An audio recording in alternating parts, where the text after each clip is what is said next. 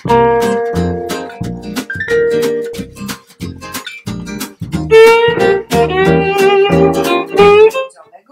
dans notre série Suis-je normal, docteur?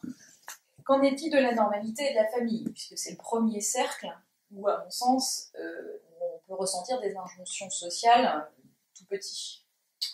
Alors, bien sûr, ça c'est quelque chose sur lequel je travaille pas mal en psychothérapie, la normalité et la famille, puisque on dit souvent famille première secte, c'est-à-dire que des gens qui cherchent, qui développent leur individualité, leur personnalité, quand ils quittent petit à petit leur nid familial, si on peut appeler ça un nid, justement cherchent leur propre point de repère et se détacher des points de repère familiaux.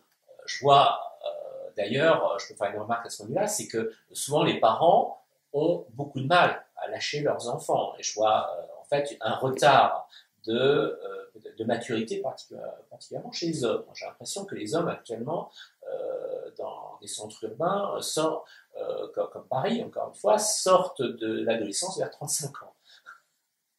Ça fait tard. Oui, ça fait tard, mais ça crée des problèmes, parce que finalement, je trouve que les jeunes femmes sont matures plus tôt, et elles se retrouvent en fait, à rencontrer des jeunes hommes qui restent dans des comportements extrêmement adolescents, là aussi exposés sur la toile, en fait, sur Facebook et ailleurs, jusqu'à dans la trentaine et plus tard. Ce qui n'est pas tout à fait le cas dans d'autres sociétés. Je pense que dans les sociétés peut-être d'Europe de l'Est, sociétés du sud de la Méditerranée, les schémas sont différents, et on a l'impression que la maturité est plus précoce. Et comment vivent les familles? Parce que là, en termes de normalité, au-delà de l'individu, il y a beaucoup d'injonctions sur qu'est-ce qu'un bon parent, qu'est-ce qu'une bonne mère de famille, que font les bons parents en termes de réussite scolaire, et également quel doit être le modèle de fonctionnement et de ce qu'on doit offrir à sa famille.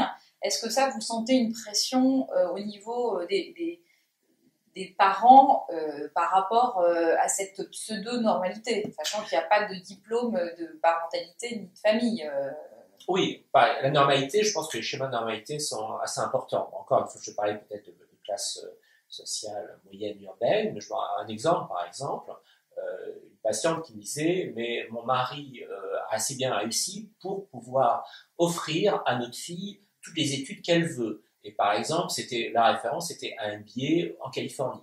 Donc, ou plutôt pour proposer à notre fille tout ce qu'elle veut pour son avenir. Et c'était toujours, oui, cette référence à un billet à Princeton ou à Yale. Et en fait, dans ce projet, il n'y a rien qui peut être peintre, par exemple, qui peut être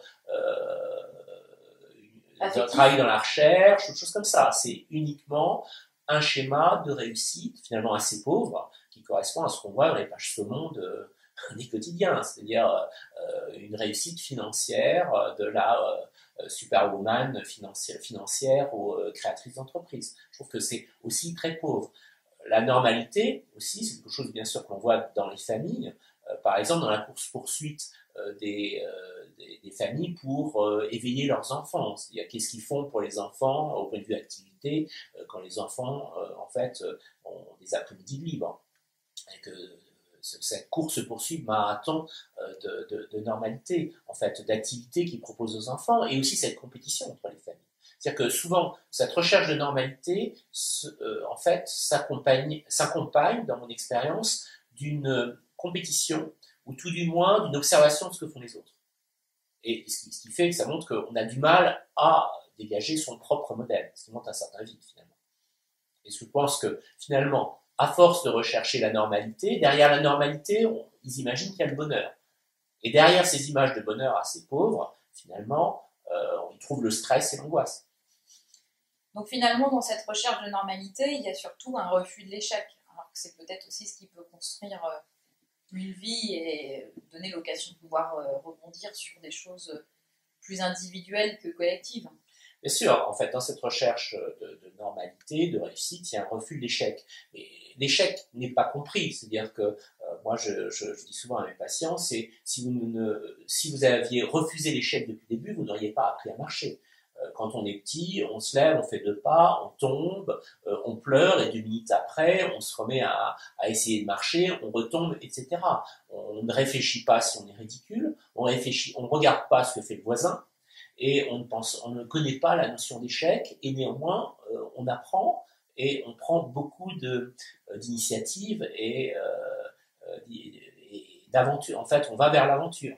Par la suite, quand on est dans la vie adulte, dans cette recherche de non-échec, de réussite, de normalité, on est beaucoup moins aventureux finalement. Et donc on va rechercher des schémas peu inventifs.